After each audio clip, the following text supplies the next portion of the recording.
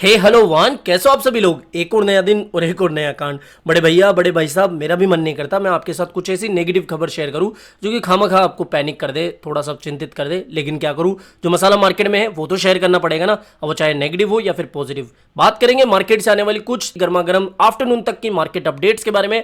Morning में हमने क्या डिस्कशन करा था कि पॉलीगॉन ने एक और कोलैबोरेशन कर लिए, और इसके बाद में फिर बिटकॉइन से जुड़ी हुई कुछ अपडेट हमने शेयर करी थी। इसके अलावा शिबा इनू से जुड़ी हुई भी कुछ अपडेट शेयर करी थी। इसके बाद की जो इंपॉर्टेंट अपडेट्स है उनको देखेंगे। लेकिन आगे बढ़ने से पहले वापस से आपको बोल दूं, अभी तक टेलीग्राम को ज्वाइन नहीं करा है तो भैया कर लो, बिल्कुल फ्री ऑफ कॉस्ट है। कल ना आपके कॉइन या फिर एक्सचेंज से जुड़ी हुई कोई भी ब्रेकिंग अपडेट आ गई, इमरजेंसी अपडेट आ गई और वो समय रहते आपको मिल गई ना, तो एक अच्छा डिसीजन आप ले पाओगे। तो फ्री ऑफ कॉस्ट है, कर लेना, लिंक आपको वीडियो की डिस्क्रिप्शन बॉक्स में मिल जाएगा। पहली अपडेट के बारे में बात करते हैं। याद हो आपको 19 तारीख को एक पोल आया था इलॉन मस्क के ट्विटर हैंडल से कि क्या मुझे सीईओ के पद से, जो ट्विटर के हेड का पद है, उससे रिजाइन कर देना चाहिए। 60% के आसपास लोगों को इसका यस में जवाब लगा कि भैया हाँ, आपको छोड़ देना चाहिए। इसलिए फाइनली आज के दिन इलॉन मस्क ने एक ट्वीट डाला है कि हाँ, वो सीईओ के पद को, ये ऑफिशियल स्टेटमेंट है कि वो सीईओ के पद को छोड़ रहे हैं, रिजाइन कर रहे हैं। लेकिन अब वो क्या करेंगे इस कंपनी में, I will just run the software and service team, यानी कि वो सॉफ्टवेयर और सर्विस टीम के अंदर काम करेंगे। जो भी डेवलपमेंट से जुड़ी हुई चीजें होंगी, सॉफ्टवेयर में जो भी चेंजेस करने पड़ेंगे, वो सब कुछ चीजें ये हैंडल करेंगे।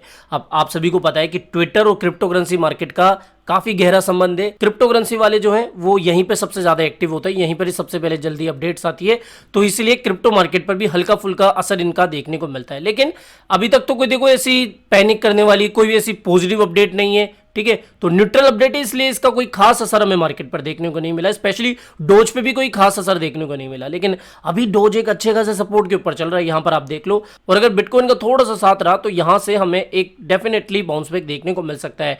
इसके अलावा आज एक काफी इंपॉर्टेंट और इस बार तो कुछ ज्यादा ही नेगेटिव स्टेटमेंट उन्होंने दिए, और उन्होंने साफ साफ ये बात कहा कि मार्क माय वर्ड्स, मैं जो कह रहा हूं उसको मार्क करके रख लीजिए। मैं किसकी बात कर रहा हूं, हमारे रेस्पेक्टेबल आदरणीय जो आरबीआई गवर्नर है शशिकांत दास जी, उनके स्टेटमेंट्स के बारे में हम बात कर रहे हैं। बिजनेस स्टैंडर्ड के द्वारा बीएफएसआई इनसाइड समिट को होस्ट किया गया था। यहां पर अगर आप इनके यूट्यूब चैनल पर जाओगे ना तो ये वीडियो आपको अनअवेलेबल मिल जाएगा, यानी कि लाइव चल रहा था, लेकिन मैंने इसको पूरा देख लिया है। अब इसमें जो उन्होंने स्टेटमेंट दिए थे, उस स्टेटमेंट में उन्होंने क्या क्या कहा, देखो। सबसे पहली बात जो कि काफी सीरियस है, उन्होंने ये कहा कि mark my words, next financial crisis will come from private crypto currencies, यानी कि साफ साफ कह रहे हैं कि अगला जो फाइनेंशियल क्राइसिस देखने को मिलेगा उसकी शुरुआत प्राइवेट क्रिप्टो करेंसी से ही होगी। इसके अलावा इन्होंने ये भी कहा कि भैया देखो, इसका कोई आधार नहीं है, ना ही ये कोई रेगुलेट करेंसी है, मनी लॉन्ड्रिंग वगैरह में भी इसका यूज किया जाता है। इसके अलावा रिसेंटली जो FTX कांड हुआ था उसका भी इन्होंने उदाहरण देते हुए बताया कि देखो, ऐसे बड़े बड़े जो क्रिप्टो करेंसी से जुड़े हुए प्लेटफॉर्म होते हैं उनका ये हाल हो गया है,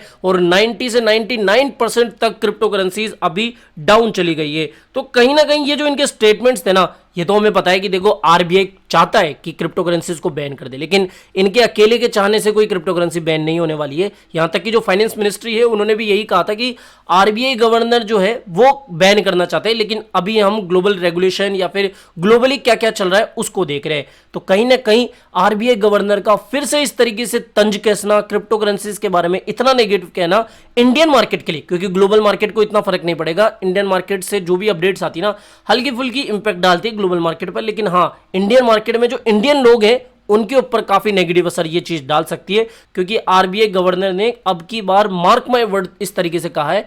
तो कहीं ना कहीं ये एक सोचने वाली बात है, लेकिन मुझे नहीं लगता कि इनके स्टेटमेंट का ज्यादा कुछ असर ग्लोबल मार्केट पर देखने को मिलेगा, ठीक है। लेकिन क्या आप इनकी बात से सहमत, आप कमेंट करके बताना कि भैया क्या इनकी बात में दम है या नहीं है। अगली अपडेट की बात करते हैं। यहां पर देखो, ये पॉजिटिव अपडेट है, मैंने एक नेगेटिव अपडेट दी।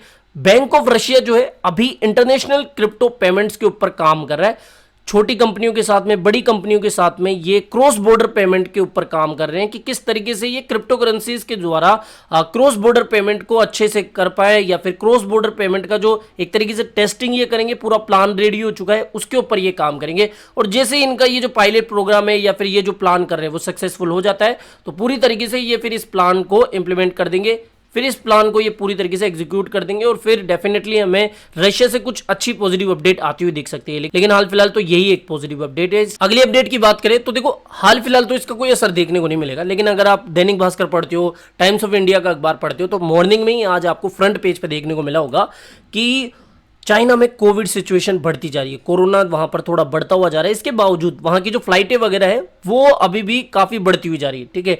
लेकिन यूनाइटेड स्टेट का ये मानना है कि भैया ये कहीं ना कहीं ग्लोबली मार्केट को इम्पैक्ट कर सकता है, ये दुनिया के लिए थोड़ा सा चिंतित करने वाली बात है, ये कंसर्निंग टॉपिक है। तो कहीं ना कहीं कोविड के कारण भी ग्लोबल मार्केट पर हमें इम्पैक्ट आता हुआ दिख सकता है। हाल फिलहाल कोई डरने वाली बात नहीं है, ठीक है। और अगली अपडेट की बात करें तो ये थोड़ा सा ना पैनिक करने वाली बात है। मैंने अपनी पढ़ाई के लिए, अपनी नॉलेज के लिए जितना भी सीखा है, देखो मैंने एक बात काफी रिसर्च के बाद में जानी है कि जब भी बियर मार्केट में बॉटम लगना होता है ना, उस समय ये जो बिटकॉइन माइनर्स वाली अपडेट्स है ना, ये जरूर से आती है और कहीं ना कहीं ये हिंट होता है कि हाँ बिटकॉइन अपने बॉटम के आसपास आ चुका है।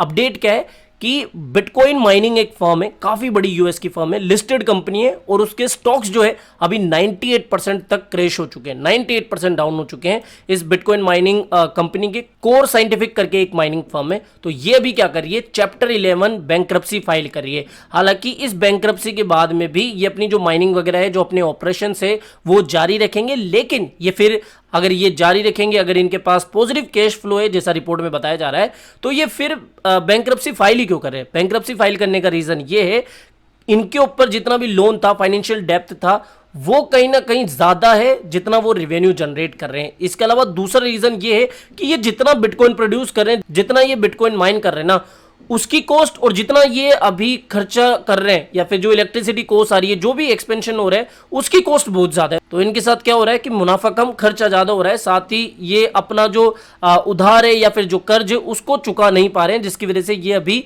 बैंक्रप्सी फाइल करने वाले हैं। तो ये भी एक कहीं ना कहीं थोड़ी नेगेटिव अपडेट मुझे लगी। अगली अपडेट की बात करें तो ये कोई क्रिप्टो से जुड़ी हुई नहीं है, लेकिन हाँ आप खुद इस बात को देखो, Amazon जैसी टेक जाइंट कंपनियां और बड़ी बड़ी जो कंपनियां हैं ना, उनकी हालत बेकार हुई पड़ी है। Amazon become world's first public company to lose 1 trillion in market value. पहले इसकी मार्केट वैल्यू कितनी थी, वैल्यूएशन $1 ट्रिलियन से ज्यादा। अभी इसकी जो वैल्यूएशन है वो 1 ट्रिलियन से घटकर लगभग 880 के आसपास आ चुकी है, जो कि कहीं ना कहीं काफी नेगेटिव बात है। बड़ी बड़ी जो कंपनियां हैं उनकी जो हालत है वो बिगड़ती हुई जा रही है। ये कहीं ना कहीं रिसेशन या तो चल रहा है या फिर कहीं ना कहीं हम रिसेशन की शुरुआत में, ये संकेत दे रहा है। तो ये एक नेगेटिव बात है, देना नहीं चाहता था लेकिन क्या करूं भैया, जानना तो जरूरी है ना।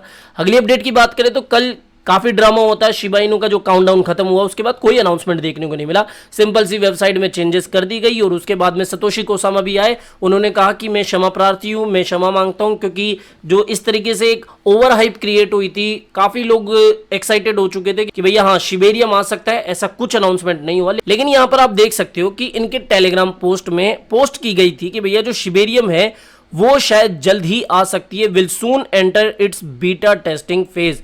तो यहां पर इनका जो टेलीग्राम चैनल है उसमें ये पोस्ट किया गया था, जो कोसामा है उनके द्वारा। मैं यहाँ पर बताता हूँ, यहाँ पर देखो, Satoshi Kusama seriously it's coming, beta is near for Shibarium.